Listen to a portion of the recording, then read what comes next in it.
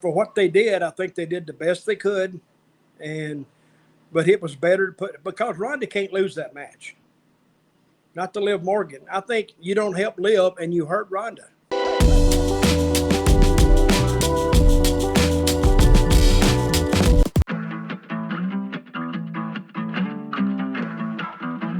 One person who has kind of been divisive in the reaction that they've gotten as far as the Triple H regime, as far as booking, was former now SmackDown Women's Champion Liv Morgan. She lost the title to Ronda Rousey at Extreme Rules in an Extreme Rules match. What do you think about the decision of taking the title off of Liv Morgan, and what did you think of her reign overall? I like Liv Morgan. I like her. I think she was almost put in a position of she really couldn't win that. I mean, in position with Ronda Rousey, it was like a no-win situation. And, taking the belt off somebody that's not had it a long time, I mean, they don't keep it a long time, it can hurt them. But I don't think this will hurt Liv. It's according if she's going right back after Ronda, or I would suggest she take some time off, let her go through some more stuff, and then pop up again. And said, "Oh, we got unfinished business." Then take it from there. That's what I would do with it. But I don't know how fans feel about it, but they had a great match, I thought. You see it? Yeah, I saw the Extreme Rules show. Overall, I would disagree. I would say they had the weakest match on the show. Ronda. I would say Ronda and Liv had one of the weaker matches on the show, morely because I don't know what you feel about it, but Liv Morgan getting offense on Ronda Rousey doesn't feel believable. I think that's the biggest issue that I've come to, that the person who's going against Ronda has to be believable getting offense in on Ronda, and if that doesn't connect, the match doesn't work too well. They brought that up when they booked it. A no rules match with Liv. It was out of her wheelhouse anyway. That's not her. But for what they did, I think they did the best they could. But it was better to put because Ronda can't lose that match. Not to Liv Morgan. I think you don't help Liv and you hurt Ronda. So put it back on Ronda and let Liv go back to climbing that ladder again, because I don't think it didn't hurt her, but it kind of helped her, I guess. She could say she was the women's champion for a while. But if Ronda had lost that, yeah, I think that would do more damage and help either one of them. So sometimes you book a match to do minimal damage, and I don't think it helped Ronda that much, but at least she gained it back, and she got back her notoriety and her toughness that if she'd have lost, it would have been it went away. It won't go away forever, but it can come back. But it takes a lot of work. So if it ain't broke, don't fix it. So they put it back on her, and we'll go from there. What would you do with Ronda next on SmackDown? There's I'd shoot her with a gun, boom, and let her say, that don't hurt. She just flicks it off. Go boom, get the hell out of here. That don't bother me. Well, you got Liv Morgan, you got the specter of Charlotte Flair potentially returning anytime soon. There is the teases that we've seen between Ronda and Shayna Baszler, two of the MMA 4 horsewomen. You got Raquel Rodriguez now teaming with Shotzi, who's a babyface. So there's a couple of different options. Which route would you go if you were? Well, if Charlotte's coming back, you got to go that route, I would think. But, of course, my favorite of all of them is Lacey Evans. What happened to her? She just got rode off for a while. I think her because I like Lacey Evans. I think she's a believable performer. Plus, she has that military background.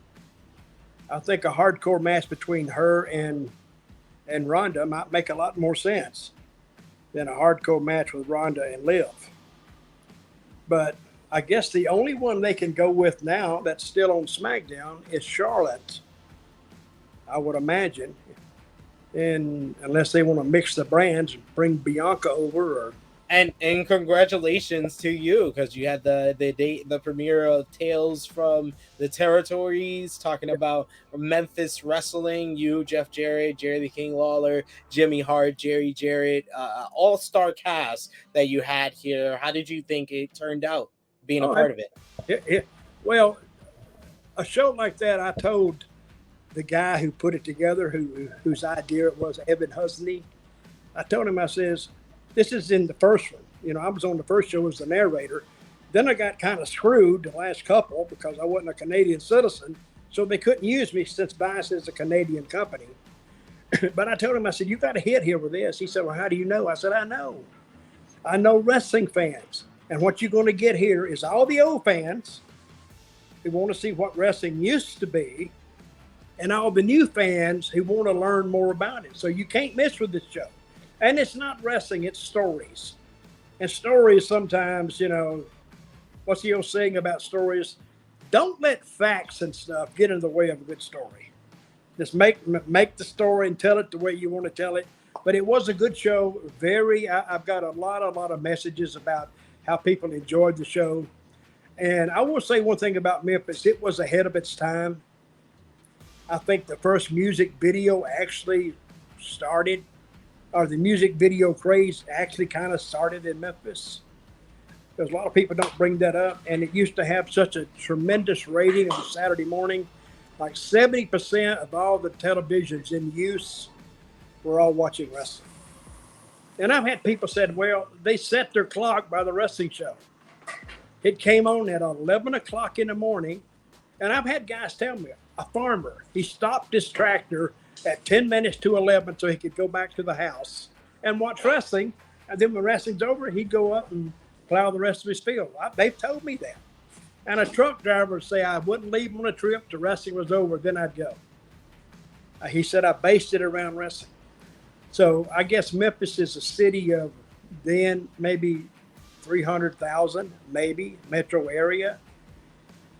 And the area was probably 1.5 million, I guess, you know, the range of the TV. But we would have 500,000 or 600,000 people watching that show. And that is a hell of, that was, it did primetime numbers. It did the same numbers as, you know, all the primetime shows that we're doing back in the day, Archie Bunker and all that stuff. It would do the same number on Saturday morning at 11 o'clock that Archie Bunker was doing. Unbelievable. See, we were over and didn't even know it. We didn't know how over we were, to tell you the truth. The TV station did, because they saw the numbers. But the wrestlers, we didn't know. Lawler knew, but we didn't. Because we never saw the numbers. But thank you very much. It's a very enjoyable show. And I think it played again last Friday. And then the new show comes on. Is it Tuesday? Yeah, I believe it's dropping on Tuesdays at the regular Dark Side of the Ring spot. And on Tuesday, we did actually 2 shows. We cover the Andy Kaufman, Jerry Lawler feud. Yes. That should be a really good one. I'm looking forward to that one. And I found out something that I never knew before. After all these years, I actually went out of my way not to know the finish of Lawler Kaufman, because I wanted to watch it as a true true fan. Don't tell me, just let me watch it. And then I found out that Lawler and Kaufman, they didn't even know what the finish was. They would go out there and listen to the people, and they would do what they wanted to do. And the night they took him out in the ambulance, they tell that story. But Kaufman made it up on a spur of the moment. Wow. They told him to get up. He said he's not getting up. He wants an ambulance. And they said, we ain't paying for a damn ambulance. And they said, and Kaufman said, I'll pay for it. They said, well, okay, call the ambulance. And they called the ambulance, and you see it.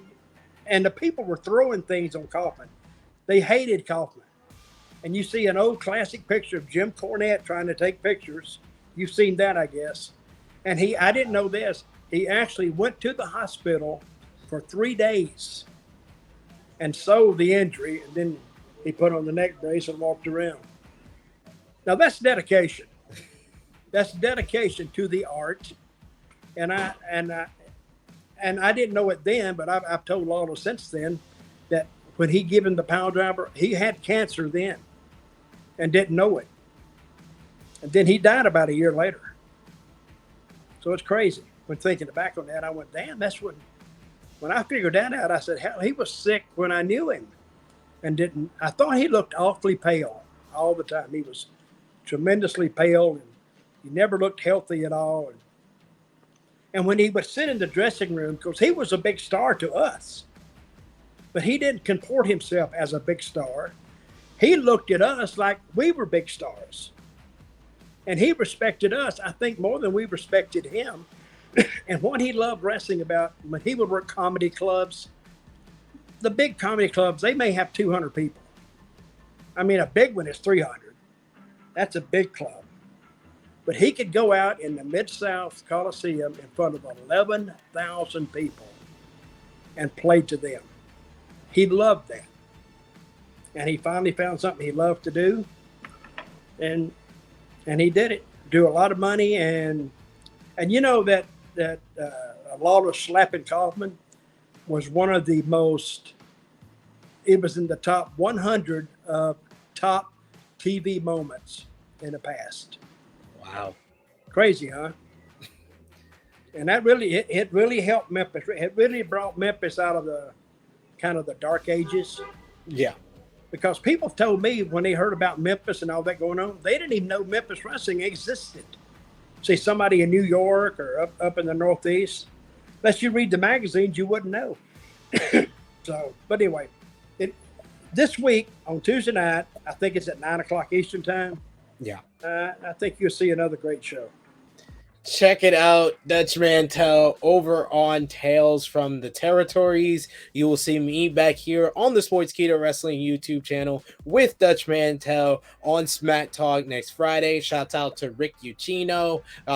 Prayers, thoughts, love, and support to his friend, to his family, as well as everyone around him. Definitely shouts out to Rick, and he is missed, but we will miss you until next Friday. For Dutch Mantell, it is me, your Trio Phenom SP3, and that has been Smack Talk.